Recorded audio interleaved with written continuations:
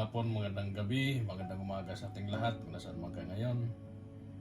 Itong episode sa aming podcast, isang OFW na matagal na dito sa abroad. Pangalan niya si Patrick. Tatanungin naman din siya kung anong naging experience niya sa buhay o bilang abroad dito sa UAE. Kamusta ka, Patrick? Mabuti naman po. Kamusta naman ang buhay natin dito sa abroad? Bilang abroad, kailan taon ka na nga wala dito? Bali ako dito noong 2010, tapos mga 14 years na rin po. Tagal na, 14 years Parang halos buhay mo nandito na lang. Parang hindi ka na ata umuwi. Umuwi din minsan. Mo na lang kung anong istorya ng buhay mo simula nung andito ka sa UAE. Bali nung nagsimula ako dito sa UAE, ang una medyo, siyempre, unang dating mo dito malungkot. Kasi malayo ka sa pamilya mo. Hanggang, siyempre, maisip mo din na kailangan mo din magsakripisyo para sa pamilya mo. Kasi kung hindi ka magsasakripisyo, wala din mangyayari. Tsaka, kung doon lang sa Pilipinas, hindi kasi yung kinikita ko bilang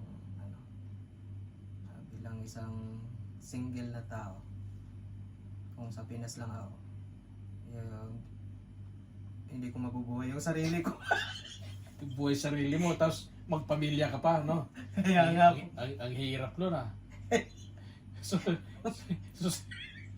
sa tingin mo, mag-aasawa ka pa? Hindi na siguro pag ganon, kasi mahirap pag may trabaho ka kaso sakto lang kinikita mo. So, hindi kasya. Hindi kasya. Pero para lang yan sa mga walang asawa. Para sa dahil ikaw asawa. may pamilya, masaya ka naman, di ba? Oo naman. Oo. Siyempre. May pinagsisihan ka ba sa decision mo na mag-abroad? Para sa akin, wala naman. Kasi dito sa abroad, malungkot man, pero at least napoprovide mo yung pangangailangan ng pamilya mo. Saka yung anak mo din, masusuportahan mo kung ano man yung pangangailangan nila sa school. Saka at least yung kung may plano ka man na nung gusto mong gawin sa Pinas, like gusto mong magtayo ng bahay, paunti-unti, magagawa mo. Kaya hindi rin ako nagsisi na napunta din ako dito sa abroad. So sa 10 taon mo, nakailang beses ka lang magbakasyon? Siguro nasa mga 6 na beses na rin siguro. Oh, grabe 6 na beses. Oo. So Kasi, halos every 2 years na uwi ka. 2 years, opo. Kaya, Tapos maganda rin yun oo naman. At least makasama mo din yung pamilya mo. At makabanding mo sila.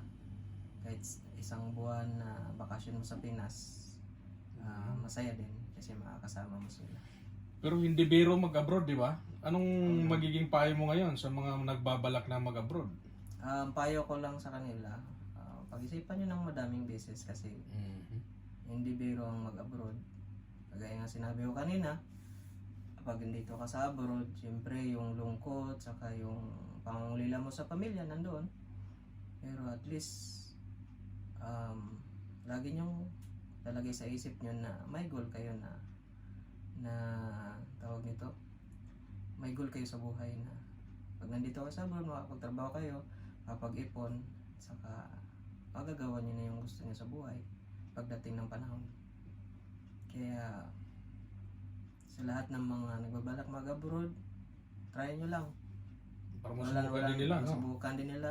Wala rin mawawala. Kung anong buhay natin dito. Oo, Hindi biro. Hindi madali. Hirap, masaya. Nandyan yung masaya, nandyan din yung hirap. Pero,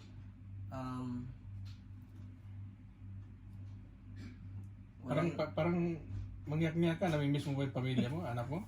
Oo naman. Siyempre, sa tagal na hindi na nakikita yung pamilya, although may May mga video call naman, doon namin sila nakikita pag day off. Ganun ba? Putulin muna natin yung kasi para si Patrick maangyak-ngyak na. Babalik tayo mamaya after 5 minutes.